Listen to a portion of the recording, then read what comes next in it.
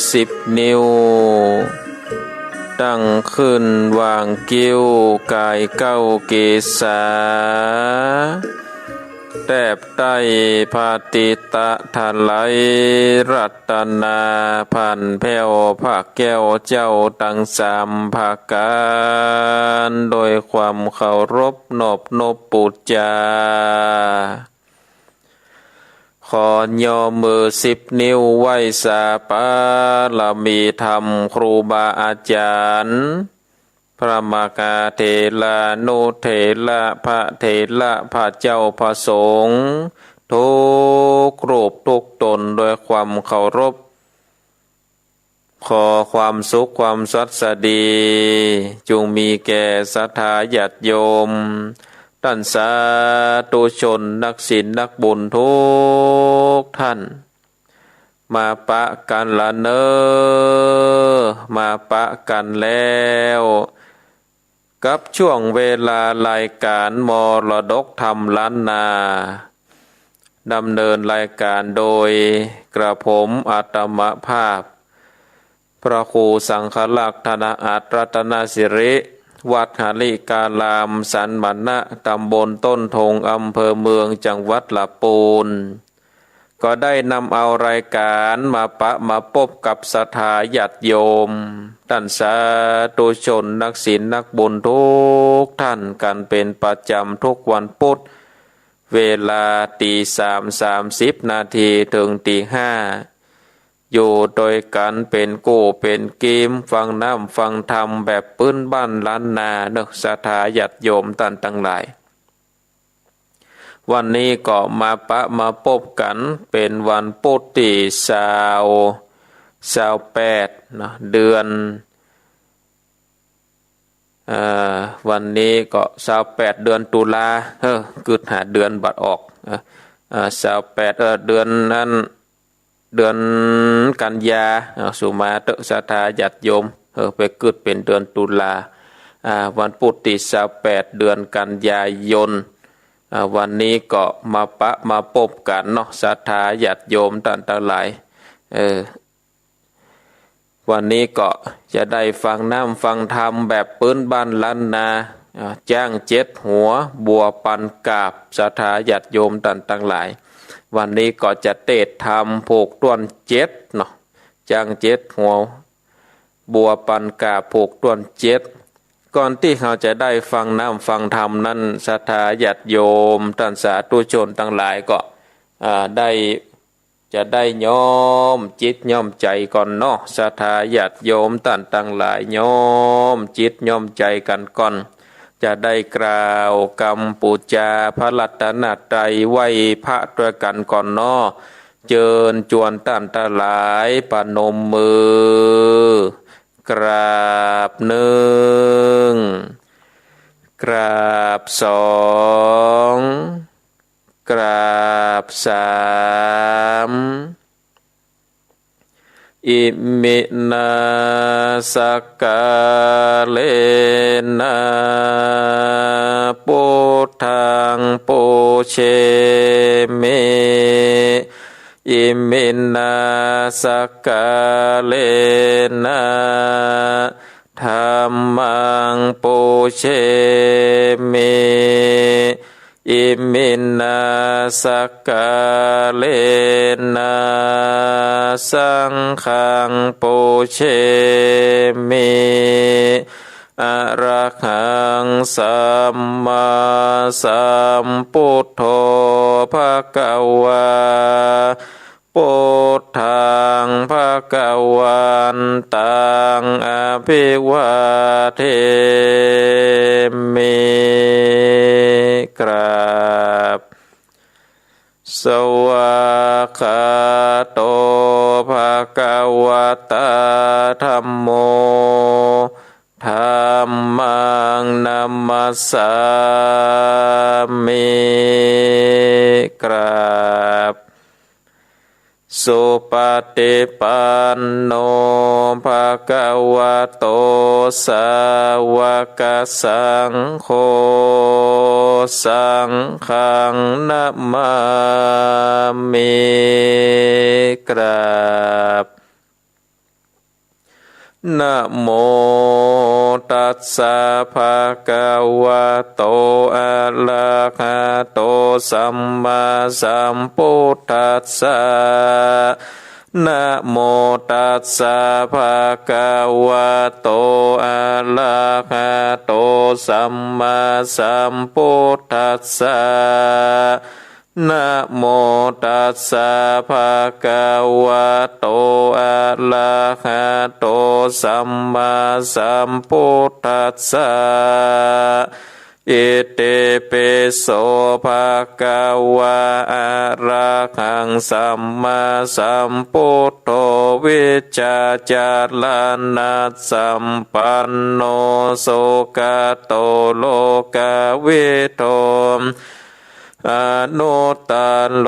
ปุเรสะธัมมาสาลาเตสะตาเตวามนุสสานังพุทโธ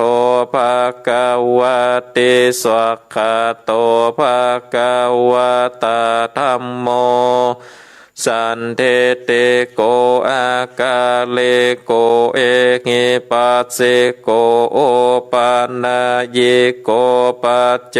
ตังเวทิตาโพวินโยเหติสุปฏิปันโนภะคะวะโตสาว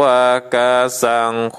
โอโชปฏิปันโนภะคะวะโตสาวกสังโฆญาญาปฏิปันโนภะคะวะโตสาว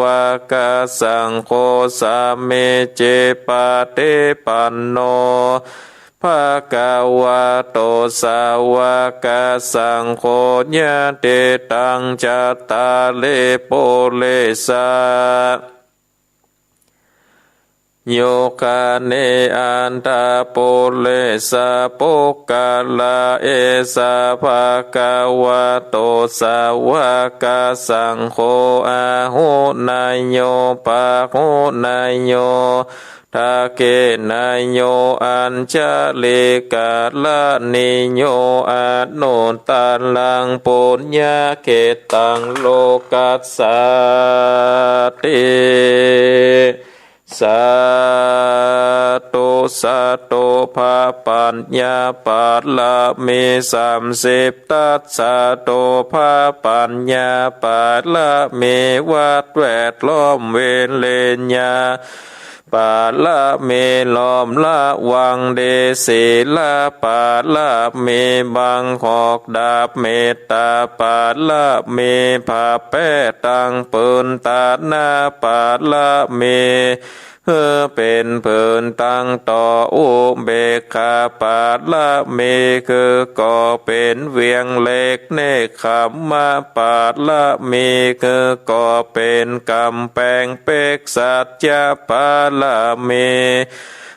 แวดละวังเดเป็นไม้ไตขันเตปาละเมไก่เกิดเป็นขอกดาบบังนาไม้และปืนไฟ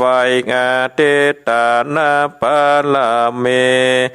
ผ่านผ่าไปตกหนตกแข่งแข่งแข่งแรงแรงป่าฟุ้งมันปีสางพายเพตกเตโพเพปังไปเนนางแม่ทอลาเนอาสาจันโสสะเหมือนฟันอยู่ข้างข้างน้ำนาเทนองกว้างต่อกว้างแตกเตฟองหน้านองนานอกกายเป็นเข้าตอกดอกไม้มาถวายปูจาผ้าแก้วแก่นไทยสาทานพระพุทธังเลยจงมาภายโพดนาโนญญาโตดโพดโปคาแต่เดเลนางแม่ทอลานีออกมาเล็ดมวยผมอยู่ข้างจางให้คายข้าจางงาซับเดนโป้นน้ำนาเต ลงพัดภายคอจ้างภายคากตบเต้าพยามานห้องเอาปูนกัวกับยอมือขึ้นต้นหัวใส่กล่าวว่าปูคานี่ได้ชื่อว่าเป็นโลกเสกพระพุทธเจ้าตนมีบุญสมปานอันมากนาพระพุทธเจ้าจริงตังพระปัญญาปาลเมไหวเก้าจานตังไหวตังนาก็ได้เก้าจานตังไหวตังหลังก็ได้เก้าจานตังแต่หัวแผ่วตีนก็ได้เก้าจานตังแต่ตีนแผ่วหัวก็ได้เก้าจานแสนว่าลูกปืนจักมาเสมอเหมือนดังฝนแสนหาก็บ่มีจักมาไกลได้ข้าพระเจ้าเลยได้ไว้ว่าพระพุทธคุณนางพระธรรมกุณังพระสังฆกุณังพุทธอินตาธรรมอินตาสังฆอินตาอัสสะอาแม่นางตอละเนผู้อยู่เหนือน้ำผู้อยู่ก้ำแผ่นดินกันว่าผู้ขาได้ละเนกเกิดถึงคุณพระพุทธเจ้าคุณพระธรรมเจ้าคุณพระสังฆเจ้าคุณพระปิตาคุณพระมารดาคุณพระอุปัชฌาย์ครูบาอาจารย์คุณแก้วเจ้าทั้งสามภาคการคุณแดดคุณฝนคุณน้ำคุณลมคุณดินคุณไฟคุณกุศสัลละเจ้าคุณพระเจ้าตนภาวนาก็ดีคุณนางทัดละเจ้าก็ดีคุณพระปัญเจกาเจ้าก็ดีคุณแม่ตอละนีเจ้าก็ดีขอจุงมาคักษาตังกำนากำลังยังตนตัวแข่งปูคาในวันนี้ยามนี้จิมแดดเตนะอุดนะอัดนะปัดนะปิดพระเจ้ามีฤทธิ์ปิดโดยพุทโธนะโมพุทธายะวะบังอมสวะหาพุทโธพุทธังหักษาธัมโมธัมมังหักษาสังโฆสังฆังหักษาพุทโธพุทธังอะระหังธัมโมธัมมังอะระหังสังโฆสังฆังอะระหังพุทโธพุทธังกันหะธัมโมธัมมังกันหะสังโฆสังฆังกันหะพุทโธเมนะโธธัมโมเมนะโธสังโฆเมนะโธอายุวันโนสุขังปะลังกราบหนึ่งกราบสองกราบสามเอาละเนาะศรัทธาญาติโยมท่านสาธุชนนักศีลนักบุญทุกท่านเฮาได้ไหว้พระเฮาได้กล่าวกรรมปูจาพระรัตนตรัยระลึกถึงคุณพระพุทธเจ้าคุณพระสัทธรรมเจ้าคุณพระสังฆเจ้าเป็นเรียบร้อยศรัทธาเป็นการย่อมจิตย่อมใจแล้วต่อไปศรัทธาญาติโยมก็แปลงใจใส่เพื่อที่จะได้สดับรับฟังพระสัทธรรมเทศนาจ้างเจ็ดหัวบัวปันกาโภกต้วนเจ็ดก็เจิญจวนศรัทธาญาติโยมท่านต่างหลายได้ตั้งอกตั้งใจสดับรับฟังเป็นลำดับต่อไปนะโม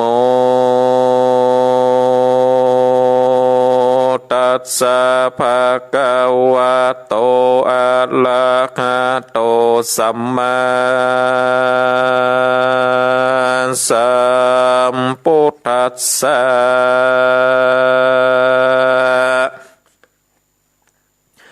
โสสัพพะเลวะโลอะโนกะเมนะอาคันตวะเตสะตะโวนโดลา สะโปเลสะต่างหลายต่างยิ่งใจน้อยใหญ่ผู้มักไฟ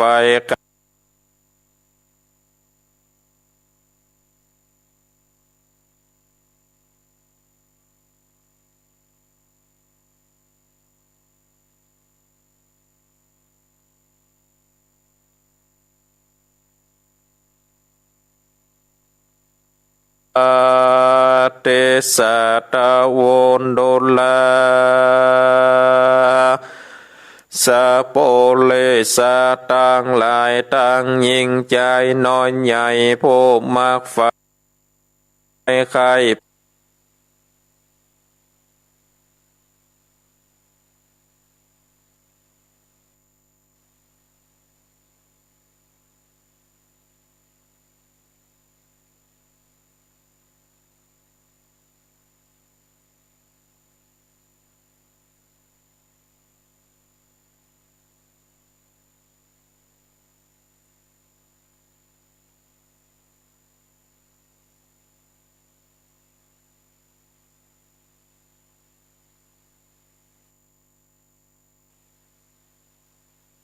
เวียงแก้วยอดเน้นละปานดาบมองผ่านไม่มาโศกตกขาดก็แม่หลอดกายไปสานตัวมองผ่านเปียววางไม่หนีบข้างสองไปจากผ่านผายยินยากบ่ได้พรากไปในทุกถัดนัดใจไม่เอาตกคำเจ้าเมาเวนกินแต่ดินบอกขาดงอนไม่มาดเววานอพุทธาไปหลอดสัตตาตอตากันกอดเลี้ยวปันใส่จ้างเอาโตเอกอังเจ็ดหัวมีตนตัวสูงใหญ่เข้าไปใกล้บัดเดวแล้วจัดเร็วบอกเก่าเฮอโง่เข้าตามมีขีดญาตามตาภาษาบุญกว้างได้กล่าวอ้างไข่ปานจางดงตันใจเจินโยกงวงยืนอ่อนโจดเลนอโมเนน้อยเนตเอาแนมวิเศษเจียงคานโคดจ้างสารตัวใหญ่สัตว์ลาบควายกันยาหันตันตาแต่สายแจงหลุดออกได้เร็วไวตัวข่าวสายเพื่อแก้วงามเลิศเลี้ยวเปลืองแปงสองงาแดงว่าวังดังน้ำข้างดิเลนมันเย็นดีหลายหลากปนเวบาเครื่องกาจริงใครจะต้านต่อกับเจ้าหนอมุนีว่ากุลต้อนมีมากกว้างบ่อาจอ้างจะขาย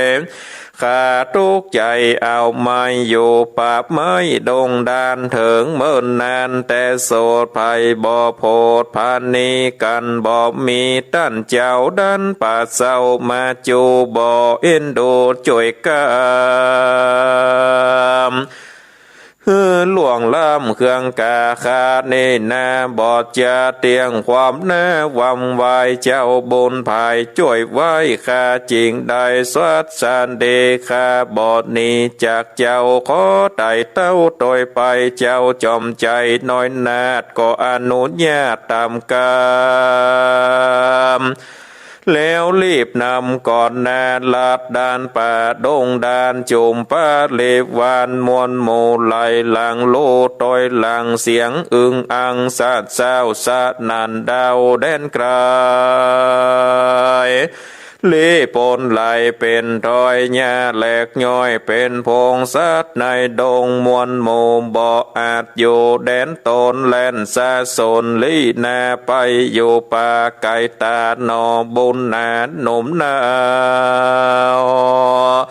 เกิดว่าเจ้าวันละกุมารนำป้าเลวานด้านป่าบอดได้จ้าเลวไว้ลำดับไปบอดจอดก็ไปลอดเล่งขันยังจ้างดงตันตัวใหญ่แงเสียบไว้คำเด่น นไม่เดือดบ่โงเหือดเบาบางอืดข้างลำบากบ่อาจพรากไปไหนเจ้าจอมใจบุญใหญ่ก็เข้าไปไกลใครกรรมบอกยังกรรมวิบากอันมันหากกตมมาดังตาภาษาบุญกว้างได้เก่าอังไขปันคือตัวมานหูแจงโสดเสียงแข่งสงสัยกันจะไขเมียนแล้วเจ้าหนอแก้วบนเมก็เอาน้ำกันตีใจไข่งดหลอดใส่กลางหัวแข่งจ้างตัวลำบากสองงากาคำเด่นสมอาจินเกิดไว้จ้างหลุดออกได้เร็วไวเป็นจ้างใจพาเสิร์ตลาขาดนาดเลิศเจียงขาดมันใจบานจมจืนปีติตื่นนัดนำจริงไข่กรรมต้านต่อเสื่องเจ้านอมุนี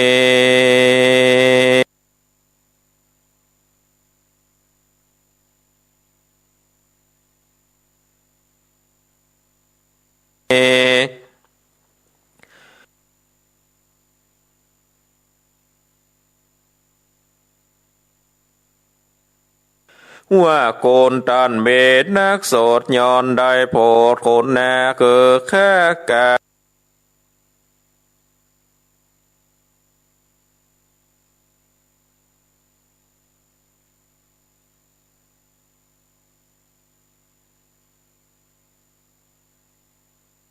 อังจากใจยังกาดน้อยใหญ่นะอ้วนใหญ่กอดน้อมไว้ใครกรรมว่าเข้าของนำนักโสดนับอ่านโกดกันนันนาคือเงินคำขาบาทใดแก้วกาใหญ่แป้งเมืองป่าพาเลืองวิโลดมันดิจ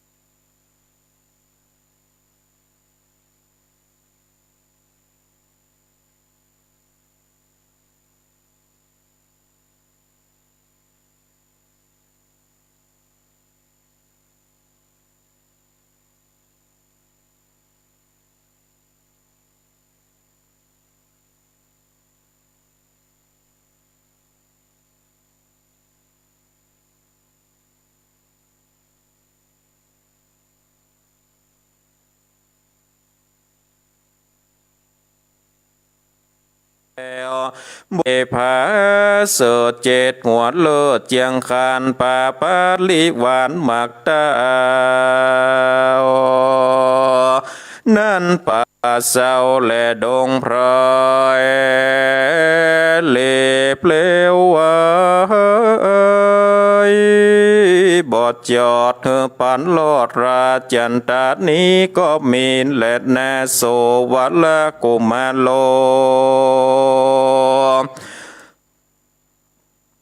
อันว่าวาลาโกบแม่นหนอดเนาหนอพระเจ้าตาลงยานขี่จ้างสารตัวกะออกก่อนแนะนำปนมีหมู่คนหบไม้ที่ตามไตจอมลาง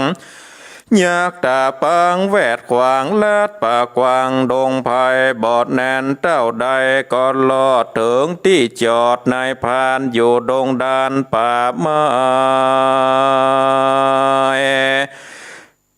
สี่คนควายเป็นตา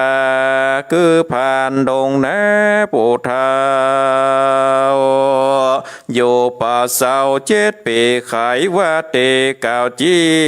คือหูตีตั้งไปได้เร็วไวไปลอดป่าเจ้ายอดตะลงยานแถมในพานหนึ่งสายอยู่ป่าไม้สามวาสาคนหนึ่งนานอยู่ป่าสอดละกวางฟ้านถึงเมื่อนานหลายหลาก7 เดือนขากเป็นไม้บอกหือใจน้อยอ่อนโคแจงบ่อนตั้งเตียวพันดงเขียวหนึ่งเล่าสอดป่าเศร้าดงดอนย้อนอาวรฝ่ายงางขาดยังจ้างเอางาเจ้าตาเขียวบนกวางใดยังจ้าง7 หัวตามใจตัวฝ่ายคอยบอกกาดก้อยใกล้การนำโยธามักตาลั่นป่าเศร้าดงดานลอดนายพันตั้งสี่ก็เก่าจี้ไข่ปันคือข้าวมันจูผู้บอกเขาโง่ตามมีว่าอย่าราวีคำค่า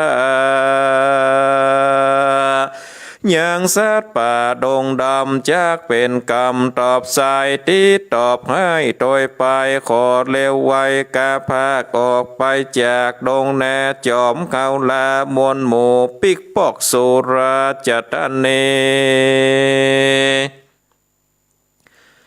เงินคำมีหลายลาเขาได้หากจากปานพันดงตันตั้งสี่มีใจกี้เจยบานยอมือสารตั้งเก่าโน้มไว้เจ้าบุญจูวังทะโนเครื่องข้าบ่ได้แจ้บาดเดียวแล้วรีบเร็วไต่เต้าจอมตามเจ้าบุญมีหนอมุนีหยอดซอยนำภายน้อยโยธาเกิดยักษ์สาสูงใหญ่คนหูบไม้หลวงลายนางกิ้งผายน้อยอ่อนแงมจัดจ้อนเพิงแปงจ้างงาแดงพาเสิดปูจ้างปูเลิศงางอนลาดดงดอนหลีบเฮาก็มาลอดเต้าสีมาแดนอาณาข้างขอกจนนาบทนอกเวียงใจแห่งเต้าจังไรยศใหญ่เกิดเต้าท้ายพรหมมหาตัดลาจาคนนำแหนมวลหมู่กาอันอยู่แดนเมืองหันเจ้าบนเลืองเขจางตัวเอกอ่าง7 หัวดูลำตัวสูงใหญ่นำไผ่ไต้โยธามีนำแหนบอดน้อยพอเป็นถ้อยเป็นสายตั้งยักษ์ใส่เพศกระเดือเครื่องคากับตนออกไปสนมันลอดเขาได้ต่อตากานลวดปาการสะดุงสติฟุ้งยินโกกับตั้งตัวบ่อโยแลนสะโซสะโซนโกลาโหอันใหญ่เกิดเกินควายบัดเดียวและนาตามาทางปากาเซนโตสันทาอาคาสันทาอันวาสปัญโยยอดซอยขันบาทถอยบาทเลโบสหลังมีไปแจงพระจริงแสงเตสัตนาวาสเปจันนาปัญญาเตโพตาดังนี้เป็นตนพิกเวดุลาเพโกตังหลาย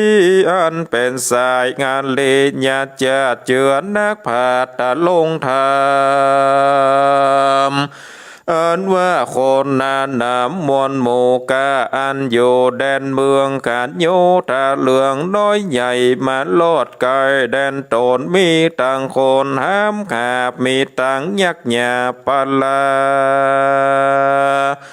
เขาเววาจูผู้ใจบ่อยู่กับตัวย้อนยินกว่าเสกาจะคำคาเอาตายโคตรยิงใจน้อยใหญ่แล่นควักไขว่สะสนพ้องเอาตนเลซ่อนอยู่ที่บอนไก่ตาพ้องเจียปาลูกเต้าพ้องสักเต้าเสสัมพ้องลงลำปันบาบอกหูกว่าตั้งใดพ้องเลวไว้เฝ้าฟังแลนนาตั้งเป็นสายพ้องเสียดายเครื่องยองอันอยู่ของเฮือนตนไปแล้วหนปีกปอกแล่นเข้าออกลายตีเครื่องขวดดีบ่พอเอาแต่หอปูยาพ้องแม่เล่นกว่าว่าจักเป็นลูกและลมแปงพ้องเปยตัวแดงเล่นกว่าบ่มีผืนผ้าขวบใบพ้องอาจไหลลูกน้อยอันกัดก้อยลงการเล่นภายพันขึ้นลองเอินน้อยส่องสะสนพ้องเล็บคนเสื้อผ้าใส่เปียดแซ่บงวายพ้องปลาตรงได้กว่าจอยของใหญ่น้อยแน่แน่ต่อตุมและไว้บอกหอนใดติดตัวต่างคนกว่าโจโพแลนซานโซซานโซนโกลาคนเกิดกองเกิดควายห้องแอนนาพ้องไกกาหลังโลไปลีอยู่แดนไกลพ้องเลวไหวเล็บหาวเข้าโซนดาวปานลาส่วนโยธาน้อยใหญ่อันเต้าต้อยหัวใจหากคือไปเฝ้าเขตแดนประเทศสิมากันนอพุทธาเกจจังตัวเอกแห่งเจียงคานอยากใจงานแวดควางออกปากกวางมาโจดลีปนโดลายหมื่นโดละลื่นเป็นสายเข้ากว่าตายความแน่ใจปั่นบ้าเววนรีบต่อยคนฟังเฝ้าเข้าสู่ดาวเวียงใจรีบเร็วไวรีบข่าวไวท่านเจ้าปาลาว่าข้าแดบมาหาแลจันเจ้าต้นเป็นเก่าเหนือหัวอันว่าตัวเด็กน้อยผู้ตำก้อยตกพานอันเต้าผู้บานยศใหญ่ได้แต่งใจวางโป่งเข้าดงป่ากวางโซยังจ้างเจ็ดหัวตั้งดอกบัวปันกาบหอมสัตว์ลาบดงตาลบัดนี้มันขาดใดยังจ้างใหญ่ดังหมายแยกเย็นภายปากกวางหวังแวดควางเป็นปาลิวานโยตากานหลายแหล่นับบ่แป้น้ำนามันเตี้ยงมาโลภาพเกณฑ์ขนาบเอาเมืองขอเต้าบนเลืองติลาดอย่าประมาทวางใจขอเร็วไวคือเป่าไปดวดดาวปานแลคือโยธามวลหมู่ไปภาพสู่พัจจนอยากพ้นใหญ่น้อยแข่งเด็กถอยงานนาถาได้ญาตามาทำเติงห้องยอดเวียงใจยิ้วเต้าไพรตายแจ๊กห้อนไม้เครื่องเกเจ้าปนเลยดแย้วได้ยินข่าวถึงโหบ่สันบ่เกิดโดสันที่คือแมนตีทำก็ไข่กำโป้งขาดคืออามาตั้งตาตีสัญญาเป่าห้องไปหลอดต้องเวียงใจคือเสนาในมวลหมู่มาป้อมอยู่เลี้ยวปันกอบมีขันและแน่สะเปโยธาอันว่าโยธาหันตัวนาฟังเสียงเป่าสัญญาเข้าสังกาหลายหลากว่าซึกมาจากแดนใดหรือเวียงใจค้อนไม้ไผ่ญาติใหญ่มาปานพระผู้บานยดแย้วจริงคือเป่าสัญญา เมืองเข้าลาใหญ่กว้างไผ่บ่ออ่างลาวีลีปนมีโกดล้านบ่อเกยก้านส่งคามเข้าสานนำภาพสู่บ่อก่อนคู่ไก่โคนอาจพาจนภาพได้พระแผ่นใต้จมโปหมอกสันโตต่างดาวจากมาแนวเอาเมืองบ่อยินเครื่องค้อนไม้ย่อมภาพได้บัดเดียวบอกเงือเตียวมันลอดตึงของยอดเวียงใจเสนาน้อยใหญ่น้อยต่างกล่าวถอยจอมกันต่างเลี้ยวปันถือดาบตั้งปืนกาบศิลาหอกกมจานาไม้อามอกใหญ่กงธนูพ่องไปจูคนเท้าขอเสกเป่ากันทาขอมนยาวิเศษสัตตเปตกำตัวพ้องเมามัวปั่นบาโซเสื้อผ้ายันแดงยิงฟันแตงบอกข้าสืบแต่เก้าเมินแม่จุมโยธาน้อยใหญ่มาพร้อมควายเร็วปานอีบยัดกันสอดซองเต็มขวงของลานหลวงคนปันปวงน้อยใหญ่แตกตื่นควายยิงใจต่างกว่าตายจูพูดเล่นสันสู่ไปมาเต้าปาลาผมมาตัดลาดอันเข้าขาดตาโลนขานรีปนมวลหมู่มาพร้อมอยู่หลายลามเต็มสนามขวงเต้าดูขาดเขาคือการจริงมีลาเจ้าองค์การบอกเก่าคือกูเขากินยาวดุราเสนา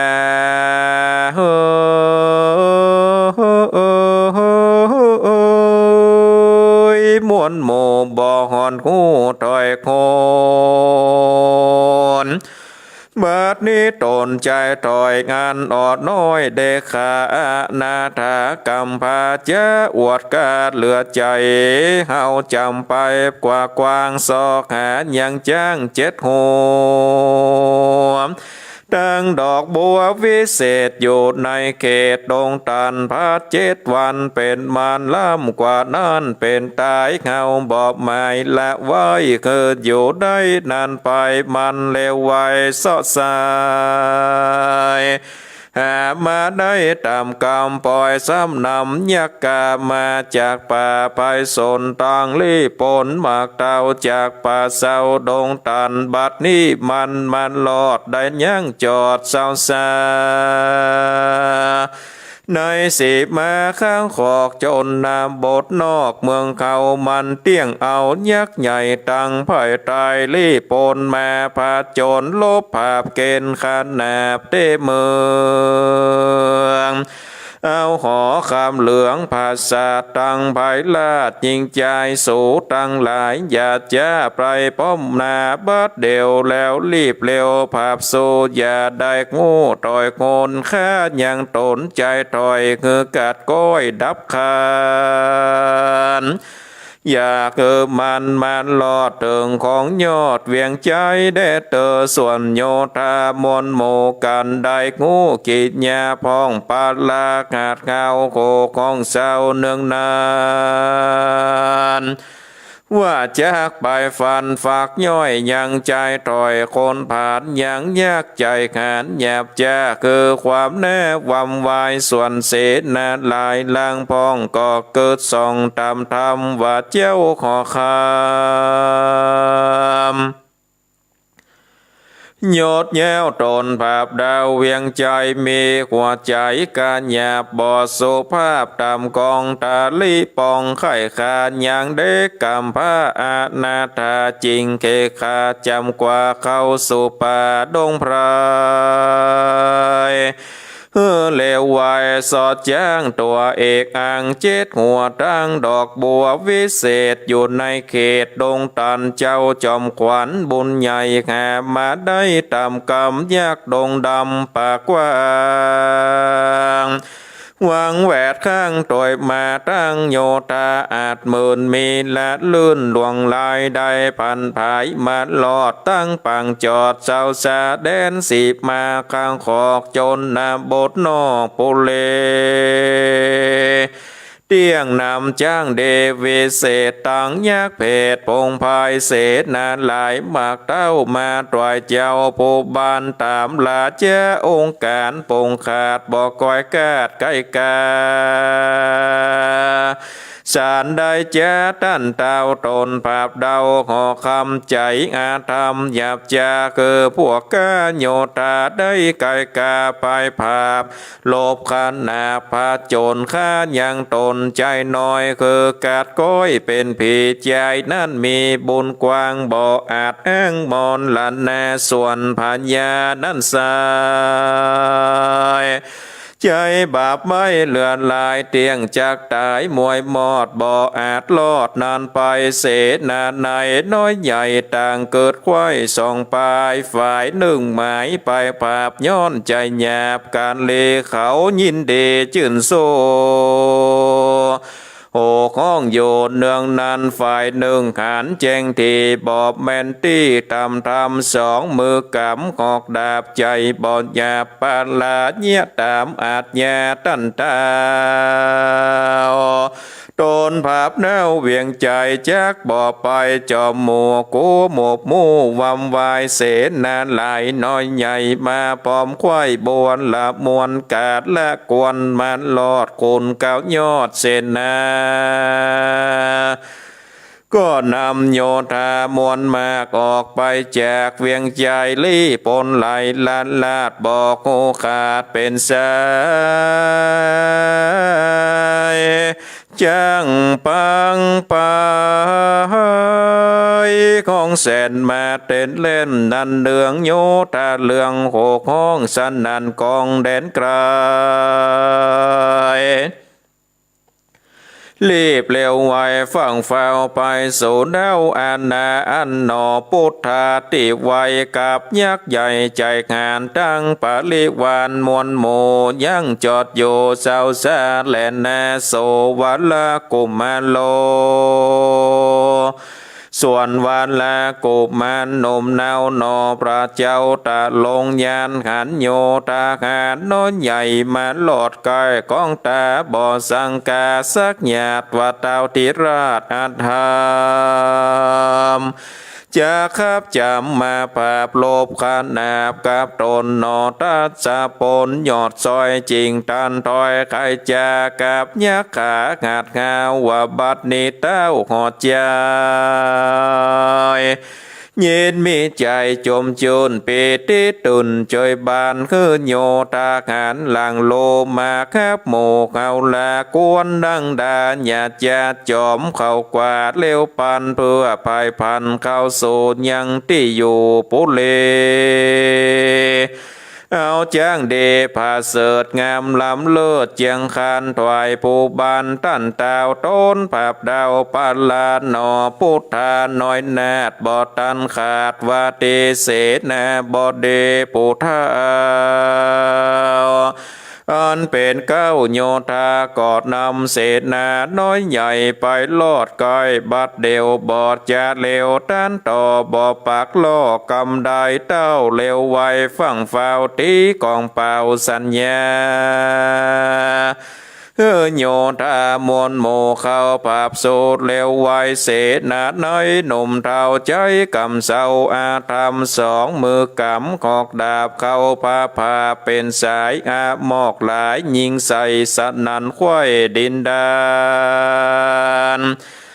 ยากใจขานปราบไม้โคขวาดได้สัญญาจริงใครจะต้านต่อกับเจ้าหนอบุญภายว่าโยธาลายนั่นใส่บอกงอนได้มาดีบอกมีไม่ตีจื่นโซมาครับหมู่เขาลาจุมเข้ามาโลภาพเกณฑ์ขานาพาโจรบอกเกิดต้นแห่งเจ้าได้ย่ำเข้าเวียงใจเจ้าใส่ใจน้อยอ่อนจุงยังย่อนสำลานขี่จ้างแสนตัวกาดยังอยู่ทาไปลางอย่าเกิดหวางเล่นเลไปอยู่ที่แดนใดอย่ามีใจสัตตานหรือพันญาณอนตัดลายข้าตั้งหลายอยู่ไกลบอกเงือได้เขืองกา ขออาสาโลภาพกับสุกหยาบสามานโนโปติญาณยอดซอยจริงตันต้อยยักขาวาเจ้าปาลายศใหญ่บอดด้วยไตตามกามได้ครับจำเฮากว่าไปสู่ป่าดงดานสอดจ้างแสนเผือกแก้วงามโลดแล้วเจ็ดหัวตั้งดอกบัวปันกาบหอมสันลาบดงตันพัดเจ็ดวันแหนมมันเริ่มกว่านั้นเป็นตายเข้าโคงควายซ่อนใส่แขามาได้ตามกรรมหมายจากนำไปลอดเติงกองยอดปุนลีตวายจ้างดีองค์อาจแกนเต้าตินลาดขอคำคือสมกรรมว่าวายบอกเฮินใดผิดผ่านเจ้าจอมจันยอดยาวปอยหลวงดาวเสียเศษย้อนอาเจนไข่คาคือความแน่วำวายคือโยธาหลายมวลโมมาภาพสู้เขาลาดูแลยาขาเคยน้อยใหญ่จงเกิดควายตามมีคนใดดีละไว้สู่อย่าใดเอาตายคนผ่านภายเล่นกว่าบอต่อตาแต่งฟันจุงปล่อยมันละไว้เขาใดนี่กายส่วนคนใดใจหยาบกูจักกาบขบเกณฑ์จักกำตีนยกฟาดคือก้อยกาดตายไปจุงตามใจสู่เจ้าจะเกิดเล่าหันตานแยกนงตานฟังแล้วใจพองแผ้วนานนำเศษมนต์ยำวิเศษสารตามเป็ดกันถาบางปืนผาดนาบไม้ตังอาบมอกใหญ่ปืนไฟรีบเร็วไวบอดแจดแล่นกับกว่าคบเกณฑ์เลือดตกเด่นย้อยหยาดพองแข้งขาดเป็นสายจางปังปลายแล่นปอกมาแล่นออกพรานเดชลี่ปนมีอันหมื่นบอกเคยตื่นสงครามขันแยกปุ่มหลามมากลายอยู่บ่ได้นี่ไก่พองมีใจคึกแยบยกหอกดาบแต่งฟันพองแยกดงตันขับได้คักเสียงควายบัดเดียวแล้วรีบเร็วจักลากกำใส่ปากสับปานภายแต่งฟันบอกเข้าปืนแตกเล่าสานสนจุมลีปนน้อยใหญ่ผู้เกิดควายตำลายรีบวางตำขอกดาบแล่นพาเป็นสายต่างพันภายรีบข่าวเข้าสู่ดาวเวียงใจก็มีวัดนั้นแหละนาเนทิตังกิญญาสร้างวันนันนาวิเศษจากของเขตวรกุมารจ้างเจ็ดหัวบัวปันกาบปลูกตวนเจ็ดยังไปสะเดดเมียนจอดไปถึงยอดปาลิโยสานก็จริงได้ไข่เต้าเต้านี้แหละแน่ก็มังกรมสมเลสเด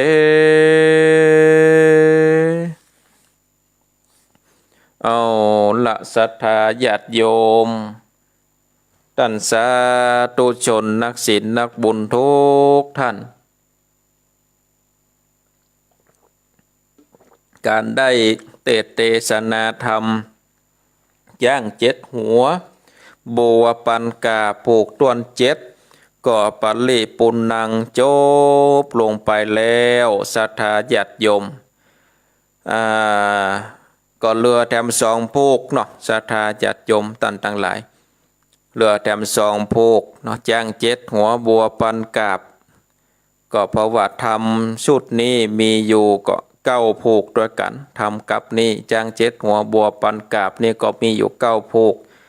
วันนี้ก็ลำดับลำดามาถึงผูกต้นเจ็ดก็เลยแถมสองผูก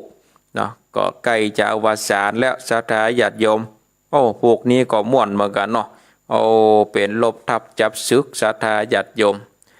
เอามาเร็วพอเวลาก็มีเวลาเหลืออยู่บอกพอสมควรก็จะได้สรุปเนื้อหาแจกความสำคัญกับศรัทธาญาติโยมท่านสาธุชนนักศีลนักบุญที่ได้เปิดเครื่องวิทยุสดับรับฟัง ในหลายคืนหลายสถานี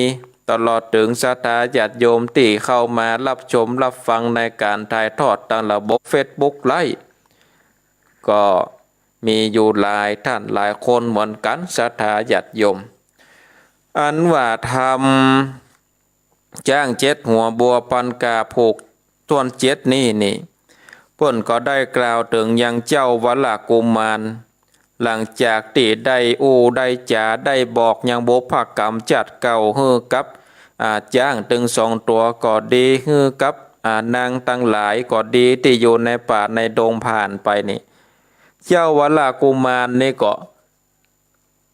ได้ขี่จ้างเนาะได้ขี่จ้างลัดป่าลัดดงไปก็ไปถึงยังจ้างที่ไม้หนีบข้างสองปลายจ้างนั้นก็มีความทุกข์ใจเนาะศรัทธาญาติโยมไปไหนก็บ่ได้เพราะว่าไม้หนีบทั้งสองข้างก็มีความทุกข์นะในธรรมนี่เปิ้นว่าทุกข์ถนัดใจไม่เอาทุกข์ข้ามเจ้าเมาวินกินแต่ดินบอกขาดห้อนไม่มาดเววากินยังก็บ่ได้ก็เพราะว่าออกไปไหนบ่ได้ก็เลยได้กินกับดินไปมีร่างกายอันสูบอันผอมนอพุทธาไปหลอดได้สัตตอดตาขันก่อนเลวปันใส่จ้างตัวเอกอ้างเจ็ดหัวมีตนตัวสูงใหญ่เข้าไปใกล้บัดเดียวก็เลยเอาใส่จ้างเข้าไปศรัทธาญาติโยมขี่จ้างเข้าไปใกล้ตีจ้างตีพญาจ้างนั่นนะตีจ้างตีโดนไม้หนีบนั่นนะก็มีความเอ็นดูขุนนะศรัทธาญาติโยมต่างหลายก็เลยเอาน้ำวิเศษเจียงคานโหดจ้างสารตัวใหญ่สลับไข่กาญาหันตันตาแต่ใส่จ้างหลุดออกได้เร็วไวตัวเขาใส่เผือกแก้วงามเลิศแล้วเปลืองแปลงสองงาแดงว่าวังดำดังน้ำข้างดินหลีหลังจากได้ขี่จ้างเข้าไปแล้วนี่ก็เอาน้ำวิเศษเนาะอยู่ในน้ำต้นศรัทธาญาติโยมในน้ำต้นนั้นก็มาโหดติจ้างตัวนั้นเอามันไขว้สลับตึงตัวก็มาขันตันตาเลยศรัทธาหลังจากที่งดน้ำนั้นแล้วจ้างตัวนั้นก็ลูดออกมาได้เป็นจ้างขาวใสตัวเผือกแก้วงามเลิศแล้วเปิงแปลงจะเป็นจ้างเผือกศรัทธาญาติโยมเป็นจ้างเผือกแงก็แดงวาวาบหรอเหมือนกับสีน้ำข้างงามศรัทธาญาติโยมจ้างตัวนั้นก็พ้นจากวิบากแล้วก็เกิดถึงบุญคุณของเจ้าวัลกุมารก็เลยได้ขอติดตามเนาะขอติดตามยังเจ้าวัลกุมารเดินทางไปสู่เมืองหลังจากนั้นนี่ก็ได้พากันเดินทางไปเนาะเดินทางไปแล้วก็ไปปะใส่จ้างไปหาจ้างนั่นนะจ้างแหมตัวหนึ่งยังจ้างดงตันตัวใหญ่แงเสียบไว้คำดินตุกเมาวินไม่เดือดบ่อหูเหงือดเมาบางอืดคางลำบากบ่อาจพรากไปไหนจ้างแถมตัวหนึ่งเนี่ยก็แงนะก็ปักคำดินไว้ไปทางใดก็บ่ได้ศรัทธาญาติโยมเจ้าวัลกุมารก็เข้าไปก็หลังจากตีไปบอกบุพกรรมแล้วนี่ก็เอาน้ำต้นกันตีเนาะเอาน้ำต้นนะโหดหล่อใจกลางหัวแห่งจ้างตัวลำบากสองงาหักคำดินสมอาจินกึดไว้จ้างหลุดออกได้เร็วปันจ้างก็ได้โพสต์ออกมาศรัทธาญาติโยมหลังจากติงาคำดินว่าอยู่งานได้หลุดออกมาก็เป็นจ้างใจผาเสดลักษณะเลิศเจียงคานมันใจบานจมจื่นปีติตื่นนาหนำ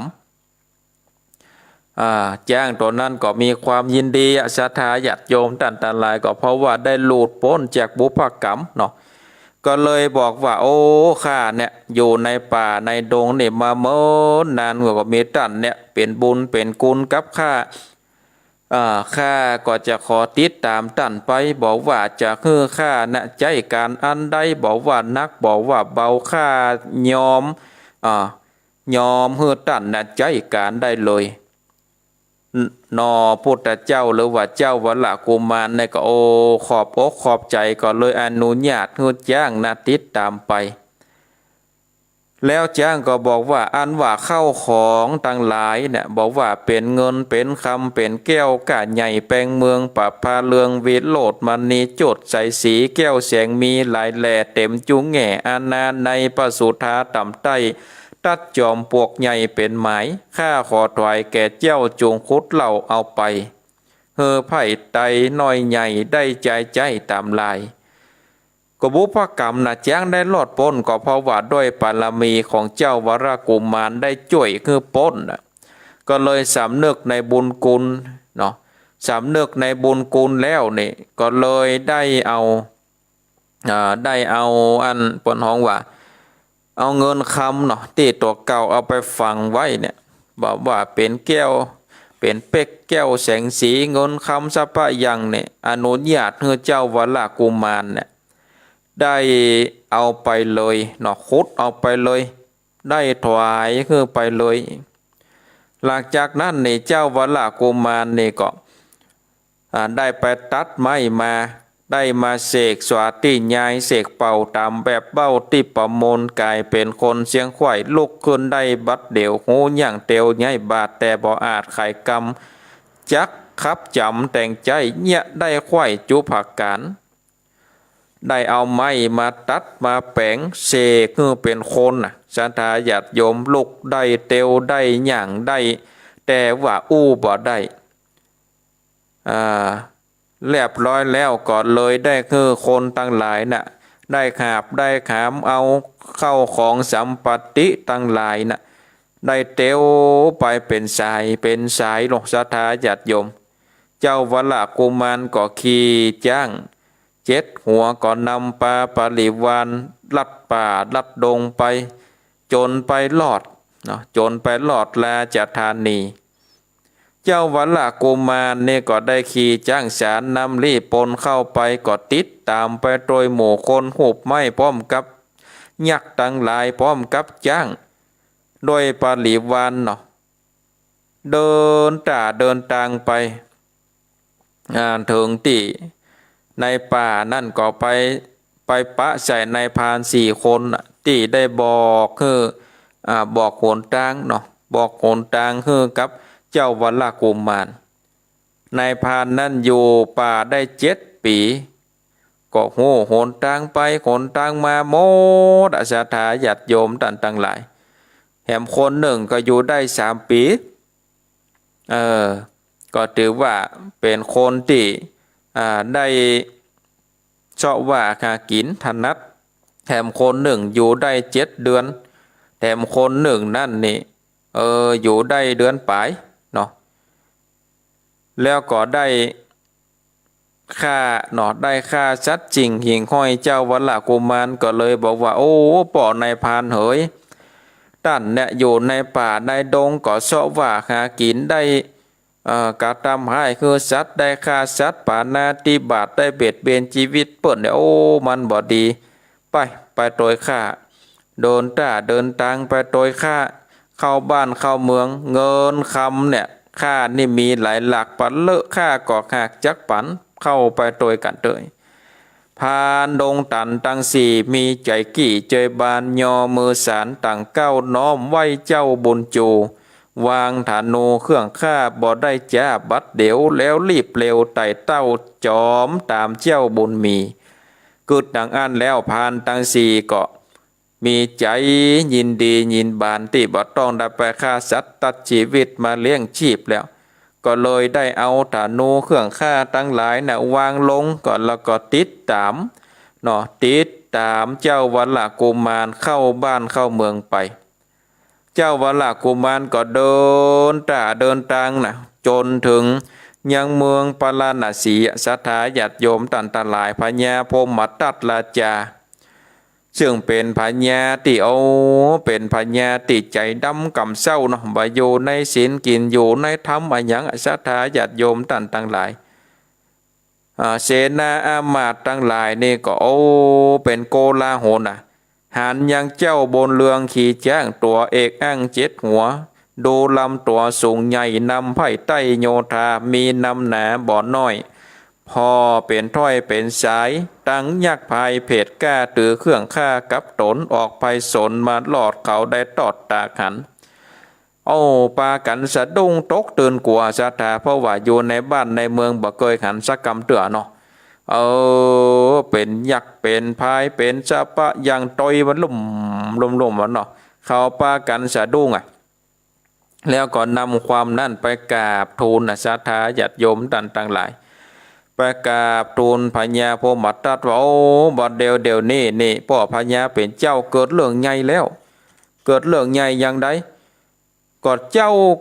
กุมารนะกะที่เอาฮือเข้าป่าไปเสาะยังจ้างเจ็ดหัวดอกบัวปันกาบบัดเดียวนี่เอา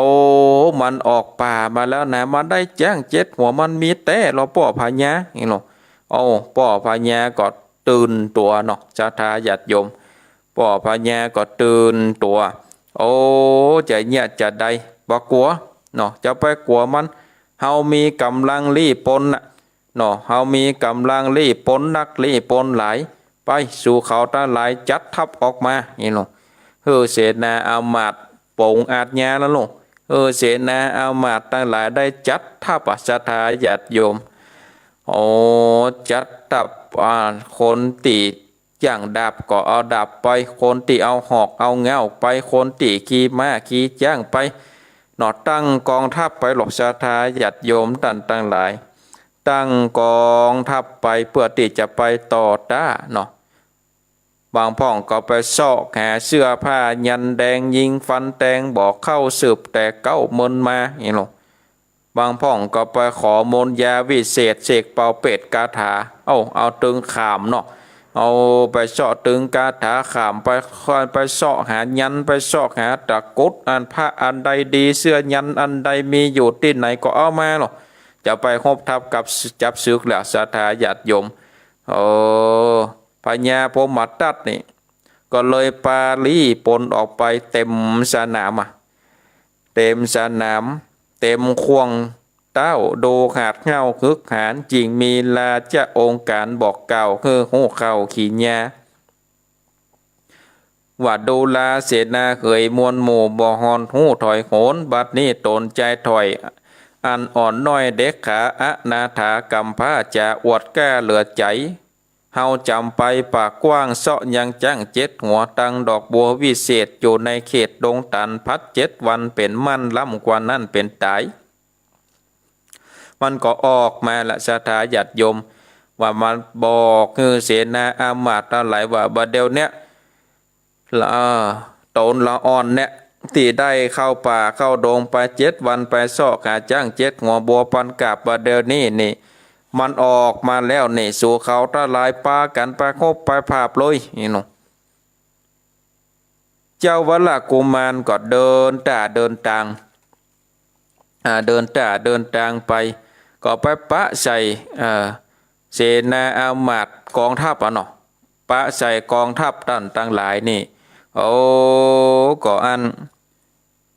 ก็บอกยักษ์พายเพจตั้งหลายว่า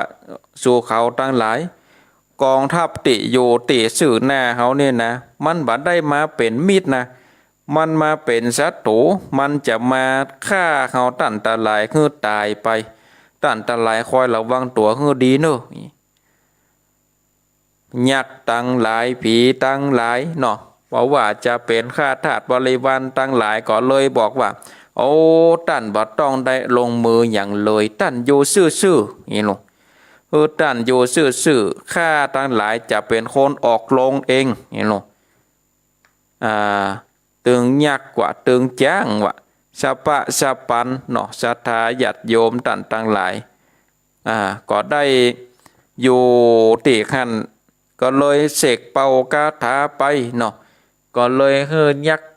ตั้งหลายไปสู้ไปคบไปผาบศรัทธาญาติโยมคนตั้งหลายก็แตกตุนกันตายเป็นกองเพราะว่าเขาเป็นคนธรรมดาเนาะเขาเป็นคนธรรมดาแต่ว่ากองทัพของเจ้านอโพธิสัตว์นี่เป็นคนบัจจะเป็นคนเนาะเป็น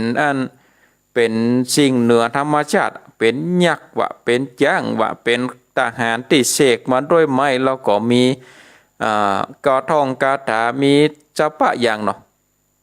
เขาตาลายก็โอ้บางพ่องก็หนีไปบางพ่องก็แข่งปุ๊ดขาขาดบางพ่องก็มือขาดบางพ่องก็จัปะจัปันโดนไปก็หนีกันวุ่นชาทาหยัดยมอันเนี้ยก็ถือว่าปะไผเนาะปะไผบอกปะขนาดเจ้าวัลละกุมารบ่ได้ออกมือด้วยนะบริวารได้ลงมือเหี่ยก่อนน่ะแตกกันไปวุ่นน่ะต่างคนต่างก็กลัวตายบางพวกนี้บ่ตันก็ตายอ่ะเนาะเพราะว่าถ้าเขาบักฆ่าเฮาก็มาเฮาบักฆ่าเขาก็ฆ่าเฮาอ่ะชาทาญาติโยมตันหลายเพราะฉะนั้นก็เอาไว้บ่ได้แล้วก็เลยได้คือได้สู้ได้คบได้ลบได้ภาพกันศรัทธาญาติโยมต่างหลายอันนี้ก็เป็นธรรมผูกต้วนเจ็ดเนาะศรัทธาญาติโยมเป็นธรรมผูกต้วนเจ็ดก็ได้ได้จ้าคือกับศรัทธาญาติโยมต่างหลาย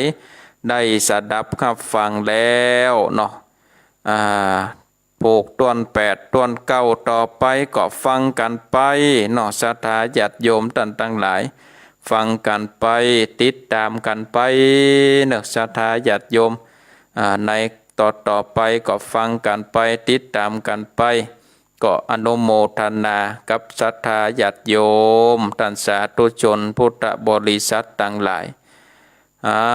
ต่อไปมาเหลวพอเวลาก็เหลือเวลาอยู่สัก10 กว่านาทีเนาะศรัทธาญาติโยม10 กว่านาทีต่อไปก็จะเปิดสายเนาะเปิดสายคือกับศรัทธาญาติโยมต่างหลายได้สดับรับได้โทรมาโทรมาแจ้งผลการนับฟังโทรมาโทรมาจ๋า0865878177 0865878177อยู่ที่ไหนตั้งได้โทรมาได้เลยเนอะตอนนี้เปิดสายแล้วศรัทธาญาติโยมตอนนี้เปิดสายแล้วเปิดสายครับสายเจริญปอนไปสาขาพระครูปอนนั้นประเสริฐปอนนั้นประเสริฐวันนั้นได้เงินน้อยแต่วันนั้นเชื่อที่ตามแล้วของ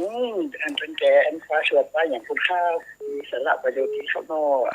วันยังพระกุมารโน่ขึ้นแต่นอกเป็นกระตุ้นบุญเนาะนั่นละกันเนาะเป็นอย่างจะแต่เป็นเนาะผีสังนั่งไว้กระจายไปเขาโอ้โน่เป็นคิดได้ด้วยนั่นครับเนาะฟังแล้วคือกินนกกินใจที่เนาะโอ้โหก็ม่วนดีย่อมจิตย่อมใจเป็นคู่เป็นกีมกันเนาะครับฟังแต่เราผมฟังก็จนเกี้ยวได้ดีแล้วครับเรื่องมันเข้มข้นดีเนาะกำลังใจว่าครูเนี่ยครับได้ยินเสียงว่าครูเจ้าเสียงมันเสียงหวานเสียงนวลคือสิเกี้ยวที่ใจครับก็ฟังกันไปเรื่อยๆเนอะครับมีสาระประโยชน์ดีของครูฮักษาสุขภาพดีครับดีมีชุกอันยืนยาวครับสาธุโมทนาต่อไปครับเนอะครับสาธุไว้สาธุใจครับฮับสายต่อไปเจริญปอนเจ้าแก่ไว้แสเจ้าท่านพระครูแม่สุเกี้ยวศิลพรสิตี้บ้านฮองละปุ่นเนอติดตามท่านพระครูแต่เจ้าได้ไหวพระโดยท่านพระครูมาแล้วเนอเจ้าชัดเจนดีนะท่านพระครูเจ้าฟังกันไปเรื่อยๆผูกความเจ็ดแล้วเนาะเจ้าท่านพระครูเจ้าผูกความเจ็ดแล้วเจ้าติดตามตลอดเด้อฟังขึ้น98.75ว่าจ่องสากให้แน่ชัดเจนดีเนอะท่านพระครูเจ้าสาธุฟังกันไปเรื่อยๆเนอะเจ้ากลับไว้สาเด้อสาธุเจ้า0865878177 0865878177เจริญปอนกลับไว้ ว้จ่าเจ้าแทนพระครูฟังอยู่นะเจ้าเด้อ ทำตับเตา เจ้าปุดที่แล้วโทรบัตรติด2 ปุด อันโทรบัตรติดกดหัวไม่มือปอแป๊บเนาะ ใจนักแล้วแต่ สายหนักใจหนัก ฟังกันไปเรื่อยๆเนอ เจ้าสาธุเจ้า ฮับสายต่อไปจะเลินปอน วัดการครับอาจารย์ปางโมกครับหลวงพ่อจิตครับ หลวงพ่อวัดปางโม่บิณฑบาตแล้วก็หลวงพ่อ ครับโอ้ชัดเจนแล้ววันนี้ชัดเจนแม่ติสงสัยจะมาไม่เขามาวันนี้ไม่เหรอ ก็หวานเนอะครับเนอะ เห็นประกาศจากพายุว่ามาวันนี้ ครับก็ลองฟัง จิตเนี่ยอาจารย์เนี่ยลมไม่มีเลยอ่ะน่ากลัวนะอย่างเงี้ย ถ้าคึมนี่ไม่เป็นไรไอ้ยังเนี่ยเลยลมยังไม่มีเลยอ่ะนั่นน่ะวันมาวันนี้เวลาไหนไม่แน่ใจนะวันนี้วันที่28 29เนาะโนรูครับมาตรการครับสาธุครับฟังอยู่ครับหลวงพ่อก็ฟังเนี่ยเนาะฟังกุบปุดนะหลวงพ่อเจริญปอนแม่สาเจ้าท่านพระครูแม่สาวรักษ์นะเจ้าในประการเจ้าชัดเจนดีเนาะเจ้าชัดเจนดีเจ้าฟังจากพระบาทอุดมเจ้านี่ฟังพระบาทอุดมชัดเจนดีเจ้าไหว้สาเจ้าสาธุ0865878177 เจริญปอนไหว้สาเจ้าท่านพระครูจากที่ไหนจากบ้านดงฤาษีเจ้าดงฤาษีมนต์นี่หน่อมได้ยินเสียงนี่เจ้าเราไม่ได้ฟังแต่ไม่ได้โทรไปเจ้าท่านพระครูแจ้งเจ็ดหัวพันกีบนี่มันจะเป็นบุพกรรมของแจ้งเนาะบุพกรรมของจ้างโดยเนาะที่ผ่านมาเจ้าแล้วก็มีอันนี้มาช่วยเนาะนะคะเจ้ากุมารมาช่วยเนาะกุมารมาช่วยกันไปก็ได้พ้นกรรมพ้นเวรไปเนาะพ้นกรรมพ้นเวรได้ไปนี้ไปใช้บุญใช้กุลกันแล้วเนาะเจ้าเราก็ทำบุญต่อไปเนาะนะคะฟังแถม2ผูกเนาะเจ้าไหว้สาเจ้าท่านพระครูก็ถือว่านี่ก็เป็นการได้ช่วยเหลือกันเนาะศรัทธาญาติโยมเจ้ากุมารไปช่วยจ้างจ้างก็มาช่วยเจ้ากุมารเนาะเจริญปอนเจ้าไหว้สาเจ้าท่านพระครูแม่น้อยเจ้ามึนแล้วก็โทยกรรมเนาะเพราะว่ากันทำโทษต้องฟังทั้งหมอเจ้าชัดเจนเด่นเนาะแม่น้อยเจ้าฟัง3.50องโง่นะเจ้าไว้สาเจ้าสาธุโมทนา0865878177เจริญปอนเจ้าสาธุเจ้าจากที่ไหนแม่น้อมตะจางเจ้าชัดเจนดีแน่นอนใกล้กันนี่เนาะน้อมตะจางเวียงหนองรองเจ้าฟังทางวิทยุนี่ฟังทางโทรศัพท์ไปเนอะเจ้าฟังโทรศัพท์นี่ล่ะเจ้าสาธุชัดเจนดีเนาะเจ้าชัดเจนดีเอ็นดูจางเนาะเอ็นดูจางโปนแล้วหรอโปนกรรมแล้วเจ้าสาธุโมทนาเนอสาธุเจ้าฟังคนเฒ่าคนแก่คนฟังจัดหลายเจ้าดีแล้วเป็นกู้เป็นกิมกันไปนะแม่เนอ0865878177 เจริญปอนสาธุเจ้าจากที่ไหนแม่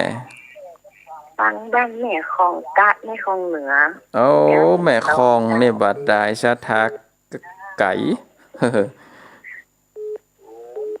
ฟังท่านตลอด ฟังตลอดเนาะ เจ้า อันนี้ก็ชัดเจนดีแน่นอนเนาะ เจ้าเป็นมาบุญพระเจ้าที่พระเจ้าได้ฟังเจ้า เอาน่ะก็ฟังเปลี่ยนโกเปลี่ยนกิมกันไปเนอะแม่เนอะ เจ้า สาธุโมทนา เจ้าสาธุเจ้า อ้าวครับสายต่อไปเจริญปอน กราบไหว้สาเจ้าท่านพระครู มาแล้วหนองบัว จำเสียงได้แต่ จำเสียงได้แน่นอน ฝนบะตกแล้วเนาะท่านพระครูนะ โอ้มันก็บาแน่นะมันกำลังจะเข้าวันนี้นี่โนรูโนแลเนี่ยนะเอาต่อ มันแน่กะลุลุเลยน่ะจ้ะ กันนะกะ เจ้าท่านจะตกเห็นว่ามันฮ้อนอ่ะ มันอ้วมนะเจ้านี่นะ เจ้าฮ้อนอวมเต้นน่ะจ้ะ นะเอาตามธรรมชาติไป เจ้าชัดเจนที่เด้อท่านพระครูวันนี้นะ ชัดเจนดีสาธุโมทนา เจ้าไหว้สาเจ้า สาธุเอามันพอตอนนอกก็ดูจะสีจะลมหน่อยนี่เนาะอันเสียงอันอย่างก็อันโมบายดังกิ้งก้องตอนนอกอ้าวฮับสายต่อไปเจริญปอน ไหว้สาเจ้าท่านพระครู แม่จันฟอง เจ้าโอ้กังดอนหนึ่งน้ำหนักขนาดนักอย่างเดียวเลย เอานักะ เป็นคือน้ำเชียงเชียวเข้ามาหลงมากน่ากลัว ตามธรรมชาติเนาะแม่เนาะ เจ้าข้ามเดือดกลัวกันฟังนะ ก็นั่นนะกะปีนี้นี่น้ำหนักปีนี้นะ จำนี้นะพระครูนะ นั่นนะกะ จำนี้อย่างนั้นแต่ว่าเกิดกลางลำปางหนึ่งน้ำขึ้นดันขึ้นจ้องโอ้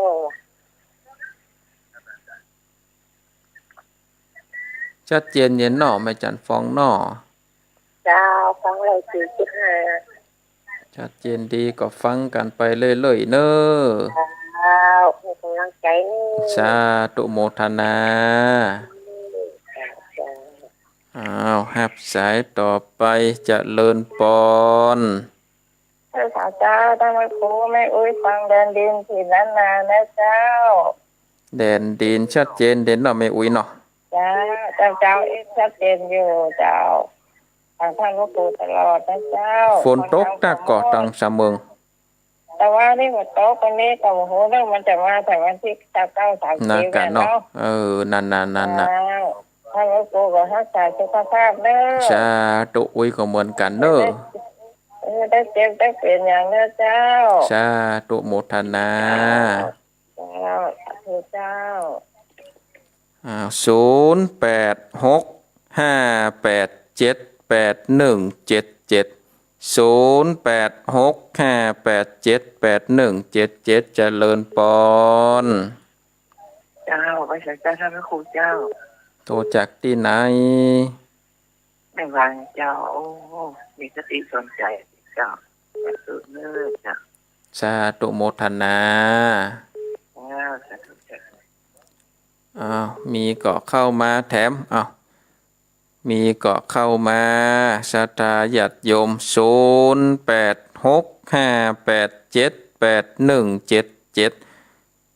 เจริญปอน ราชการเจ้าย ายพร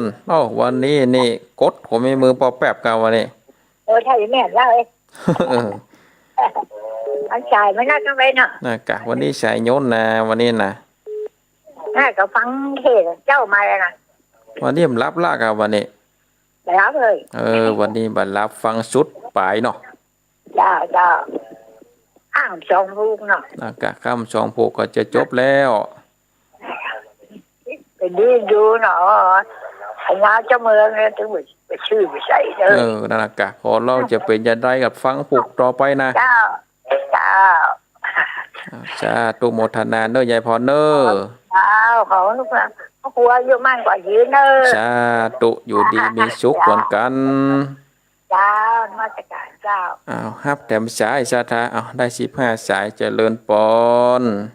ไหว้สาเจ้าพระอาจารย์ จากที่ไหนนี่คือดอยสะเก็ดเจ้าแม่คือดอยสะเก็ดเจ้าชัดเจนดีเนาะเจ้าชัดเจนดีเจ้าก็ฟังกันไปเรื่อยๆเนอะเจ้าไหว้สาเจ้าชาตุโมทนาอ้าวได้ไหนเปิ้นก็โทรมาแล้วอ้าวได้แหมสายก็ดีเจริญปอ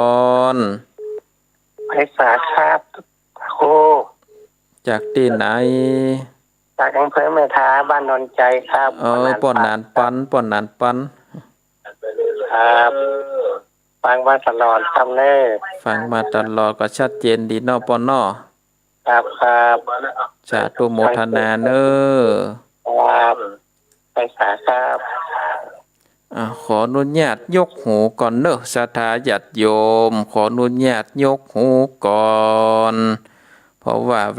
วลาก็ไล่หลังมานี่แล้วเนาะยกหูก่อนยกหูก่อนในวันนี้ก็ศรัทธาญาติโยมที่โทรมาโทรมาจ๋าก็มีหลายสายวันนี้สายย่นขนาดเนาะศรัทธาญาติโยมวันนี้สายย่นวันนี้เปิดสายใจเวลาให้ศรัทธาญาติโยมเปิดสายก็เมินหน่อยเพราะว่าบางพ่องก็ว่า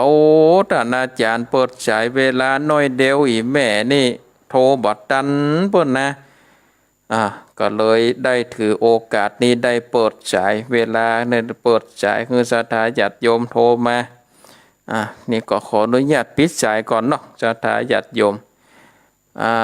ก็มาทวนสายก่อนทวน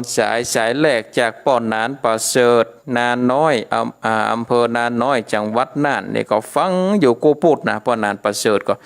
ฟังอยู่ถ้าพูดใดโทรบัดตันก็มันตึงบ่ม่วนใจท่านอาจารย์เฮ้ยนี่ลงก็ฟังอยู่ก็สาธุโมทนาเนอะป้อนนานประเสริฐนาน้อยสายที่2จากแม่สุกแก้วสีเตี้ยศรีลาพรอันนี้ก็ฟังกูพูดแล้วก็ฟังกูตนกูองค์เนาะแม่สุกแก้วสายที่3จากถ้ำตับเตาสายที่4จากหลวงพ่อปางโม่ให้หลวงพ่อก็ยังมีสมณะเมตตาได้โทรมาเป็นกำลังอกกำลังใจคือตัวลูกตัวหลานก็สาธุโมทนานะครับเนอะหลวงพ่อวัดปางโม่เชียงดาวสายที่5จากแม่สวรรค์ลักษ์ชัยปราการสายที่6จากบ้านดงฤาษีอำเภอบ้านโฮงสายที่7จากแม่น้อยกัดนัดปัดช้างสายที่8จากแม่น้อมตาจ้างเวียงหนองล่องสายที่9จากบ้านแม่คลองเหนืออันนี้ไก่กันเนอะแม่คลองเหนือเนี่ยนะเนาะคนละลายน้ำบาดาลบ้านแม่คลองสันปัดตองนี่บ้านแม่คลองเหนือสันปัดตองก็ฟังอยู่ก็สาธุโมทนาสายที่10จากโยมแม่น้องบัวชัยปราการสายที่11จากแม่จันฟองแจ้ห่มปีนี้น้ำหนักท่านอาจารย์หวยก็ตามธรรมชาตินะเนาะ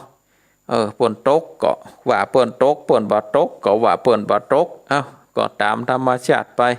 สายที่12จากแม่อุ้ยอินเสมิงเนี่ยก็แม่อุ้ยก็รักษาสุขภาพเนอะ80ปลายแล้วนะอุ้ยอินนี่นะถึงฟังวิทยุฟังกูรายการว่าเจ้านี่ชัดเจนถ้าควายมานี่เป็นโซซ่าๆแล้วท่านอาจารย์หวยขึ้นมาค่อยกวนกันไหลสายที่13จากแม่วางสายที่14จากยายพรน้องงัวแดงอันนี้ก็ฟังอยู่วันนี้บัดรับละวิทยุนะวันนี้นะยายพรวันนี้ฟังตั้งแต่เก้าถึงปลายบัดรับละหรอกมันตัวนี้มันเย็นน่ะเนาะมันตัวมันเย็นน่ะฟังพ่องรับพ่องนาการเนาะธรรมดากันเนาะเวลารับหรอเวลานี้สายที่15จากแม่คือดอยสะเก็ดแล้วก็สายสุดท้ายจากป้อนนานปันบ้านทาดอนใจอำเภอแม่ทาก็สาธุโมทนาวันนี้2นานเนาะศรัทธาญาติโยมวันนี้มี2นานจากนานเมืองน่านกับนานแม่ทาละปูนก็ยังฟังทำอยู่เนาะเป็นกำลังใจคือตัวลูกตัวหลานเนาะปอนานเนาะเอาฟังกันไปเป็นกู้เป็นกิมกันไปศรัทธาญาติโยมท่านทั้งหลายมาเร็วพอเวลาก็ตี 4:55 นาทีก็ จะได้นำเอารายการได้ละ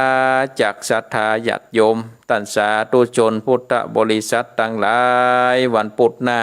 ก็มาปะมาพบมาฟังกันแต่ใหม่เนาะหากว่าบัติดธุระบัติดกิจตั้งใดก็จะมาปะกับศรัทธาญาติโยมท่านทั้งหลายเหมือนเดิมเวลาเดิมคือ3:30 นาทีถึง5:00เนาะศรัทธาญาติโยมก็อยู่เป็นกู้เป็นกิมกันไปเอาละเนาะศรัทธาท่านทั้งหลายวันนี้อาตมาภาพก็จะขอนำเอารายการได้ละจากศรัทธาญาติโยมท่านทั้งหลายไว้เพียงเต้าอี้ก่อนเนาะวันพุธหน้าก็มาฟังกันแถมมาปะกันแถมก็เหลือเวลาให้ท่านอาจารย์พระครูอภิวัฒนวิกรมได้ตัดรายการเข้าสู่รายการปกติของทางสถานีก็โมทนาศรัทธาญาติโยมครูบาอาจารย์พระเจ้าประสงค์ที่มารับชมรับฟังในการถ่ายทอดตามระบบ Facebook หากว่าบ่ได้ตักได้ตายได้อู้ได้จ่าเพราะว่าโทรศัพท์มีตีหนึ่งเฮานั่งออกรายการหน้าคอมแหมตีแยงพอบะคันทีว่าภัยเป็นภัยก็ต้องขอสมาอาภัยกับศรัทธาญาติโยมกับครูบาอาจารย์ที่เข้ามาแสดงความคิดเห็นเข้ามารับชมรับฟังในการถ่ายทอดตามระบบ Facebook ก็ดีแล้วก็ศรัทธาญาติโยมที่ได้เปิดเครื่องวิทยุสดับรับฟังก็ขอสาธุอนุโมทนาขอบุญกินบุญทานปาลามีที่เขาตั้งตลาดได้กระทำป้อมเป่งมาบุญของคุณพระแก้วเจ้าทั้ง3ประการคุณพระพุทธเจ้าคุณพระสัทธรรมเจ้าคุณพระสังฆเจ้าคุณปิตามารดาคุณครูบาอาจารย์เจ้าทั้งหลายบุญปาลามีขององค์พระธาตุเจ้าหริปุญใจวัดหลวงเมืองหลับปูนบุญปาลามีของพระธาตุเจ้าดอยสุเทพพระธาตุเจ้าดอยตุงพระธาตุเจ้าลำปางหลวงพระสาลีลิกธาตุเจ้าทั่วเมืองไทยทั่วสากลโลกนี้บุญปารมีของครูบาเจ้าศรีวิจัยตนบุญแห่งเมืองล้านนาไทยบุญปารมีของพระแม่เจ้าจามเทวีปฐมกษัตรีแห่งนครให้ได้ปุญใจจงมาโดนบันดาลเนื่องกับศรัทธาญาติโยมผู้ฟังรายการมรลกธรรมล้านนานี้คือได้อยู่ดีมีสุขหลอดพ้นจากสัพพทุกข์สัพพโศกสัพพโลกสัพพภัยสัพพเคราะห์เสนียดจันไรตาลายคือได้ไขหนีเนื้อคิดสิ่งใดก็ขอคือสมดังความมุ่งมา่ปรารถนาเหมือนกันทุกท่านทุกคนอายุวันโนสุขังปะลัง